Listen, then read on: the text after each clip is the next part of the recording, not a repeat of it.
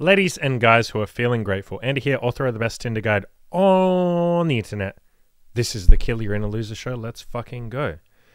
I am rapidly approaching the end of this 365-day project. So if you don't know, I've been doing one of these podcasts or videos every single day for the last year. I am absolutely ready for the finish line to hurry up and get here. It's been fun. It's been a wild fucking journey. God knows I have learned a lot doing this. I have built up the YouTube channel. I basically didn't have a YouTube channel at the start of this. Now we're over 1,000 subs, which is pretty decent, seeing as I only started uploading videos to this channel like 2/3 of the way through the project. So we've only been doing this for like 4 months. 1,000 subs, awesome. Can't wait to see where this goes. And I am fucking ready to move on to the next project. I'll tell you that, guys. Like, I already discussed it in that previous video. I'm going to have a couple of months off. I'll probably end up doing stuff, but I want to just give myself the chance to have time off and not make myself do any content. Again, I probably will end up doing content. I know myself well enough to say I'll probably get bored within the second week, but I want to give myself that chance to have some time off. And I guess the second thing I want to say is I'm fucking proud of all of you guys. Like, all of you who are taking action, who are working on yourselves, who are making changes, who are going out and taking Tinder pictures or losing weight or working on a business or being more intimate with women or learning to open up. I got a guy in my coaching group who's basically spent the last year learning how to open up to women and receive affection, love, intimacy, and stuff like that. I'm proud of all of you fucking guys, no matter what goals you're working on, whether it's getting laid, making money, friends, social stuff, whatever it is. I'm really fucking proud of you guys. We're all going to make it. As long as you keep working on what you're working on, you never quit. That's really all that ever matters. Just don't fucking quit.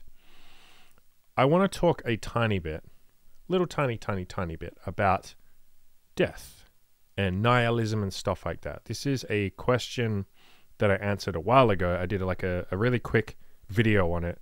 I didn't really go into depth. And one of my friends, Radical, who has his own YouTube channel, Radical Improvements, go and search for that. Awesome guy. He's the moderator of my forums. He's a cool guy. And he did a video as well recently on whether or not he thinks about death a lot, all that kind of stuff. So I wanted to revisit this topic. We're not going to go into a bunch of detail here, but basically, I think when we're talking about fear of death, the way it manifests itself is more, it's not like you sit there and you're terrified of death. It's more like you feel like you're wasting your time, or you're wasting potential, or you're being lazy, or you're being unproductive, or you missed out on your 20s, or any of that sort of stuff. That's how fear of death actually manifests itself. And what I want to say is that feeling of like you're wasting time, that is your superpower. I know a lot of guys beat themselves up and they say, man, I'm so lazy. Like, I wish I could just relax. I wish I could be lazy sometimes, but I can't. I hate on myself if I play video games too much. You know, I can't chill. Like, I always have to go. That's a good thing. That's like a superpower. That's a superpower that the average person would kill for. It will make you bust your ass to get the most out of every single moment. I will say, remember to stop and smell the roses every once in a while. You are going to waste time in your life, or waste time, I should say, inverted commas. It's okay to chill from time to time, but this fear of death, or this fear of wasting time, or this fear of like you've already wasted time, that's a good thing. Like, use that for the positive motivation that it can be, or the positive like fuel, jet fuel, to get to your goals. In terms of, if we're going to talk about death, we also have to talk about the corollary to that, which is life. And I've done podcasts in the past on like the meaning of life and what I believe the meaning of life to be. And I'm pretty sure I have this nailed down. I'm pretty sure most other people agree with me. All the philosophers and stuff that I found, they seem to have a similar sort of mindset. What I talk about is keeping busy, like having goals that you're working on, having something you do every single day. Doesn't have to be the one goal. I don't talk about like finding your life's purpose or something. I personally don't believe you have one purpose. I'm yet to see someone who has one life purpose. Usually you have like maybe one big purpose and then a bunch of little things that you do. You could call it distraction. You can call it whatever you want, but you need to keep busy every single day. You need to throw yourself into the work.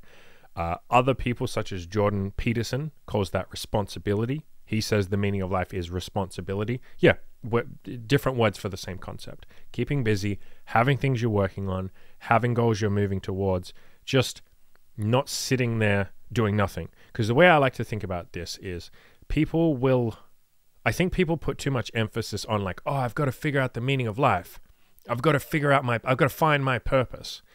And it's like, that's like looking at the ocean and saying, I'm going to find one drop of water. It's so incredibly hard to look at life and all of the possibilities that are open to you, all of the variables, all of the millions of choices you could choose for your own meaning of life, and say, I'm going to pick one. How? How are you going to pick one? What I like to do is do the exact opposite and say, okay, instead of saying what would make me happy, what if we try the opposite? What would make me unhappy? Well, sitting in a room doing nothing, that's the definition of depression. That would make me want to kill myself. And I think everyone would agree with that. If you're just sitting in a room doing nothing, you have no friends, you don't do anything, you have no life, you have no goals, you have nothing that gets you up in the morning, that's death. That's literally death. Doing nothing is death by definition. So do the opposite of that, and maybe that's the meaning of life.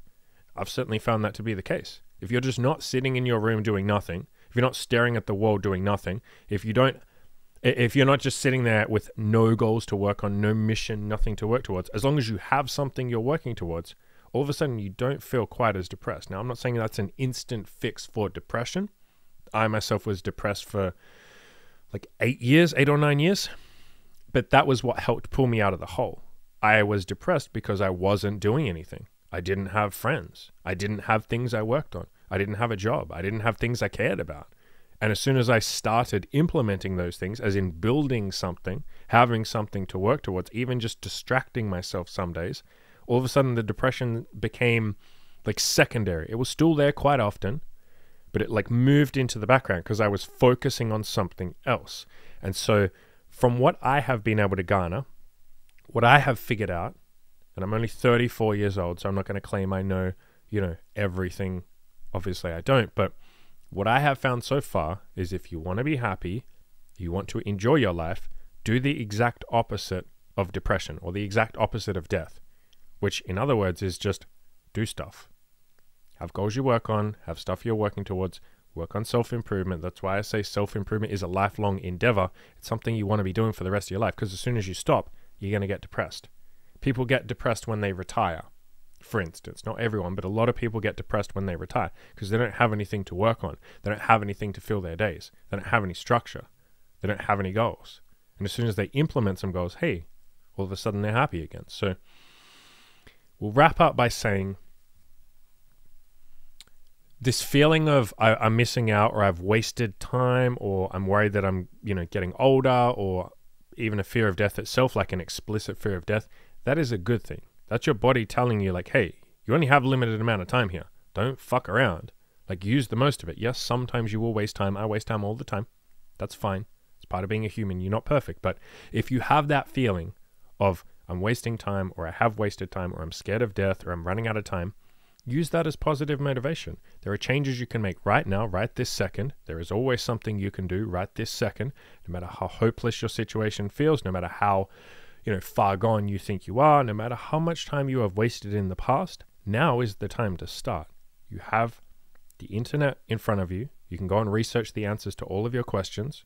You have me right here telling you what to do, and countless other people giving you advice. Go and use that advice. Do something right now. Make some changes and start keeping busy, or start busying yourself. Don't just sit there doing nothing, because that is the quickest way to welcome death. In fact, it feels like you are dead when you're doing nothing. So go out there. As always, guys, go out and crush your goals. There's a reason I end every one of these videos by saying go out and crush your goals, because by doing so, that's the meaning of life as far as I've been able to find. Just working on goals, having things you're working towards. It's the exact opposite of atrophy. It's the opposite of death. So go out and crush your goals.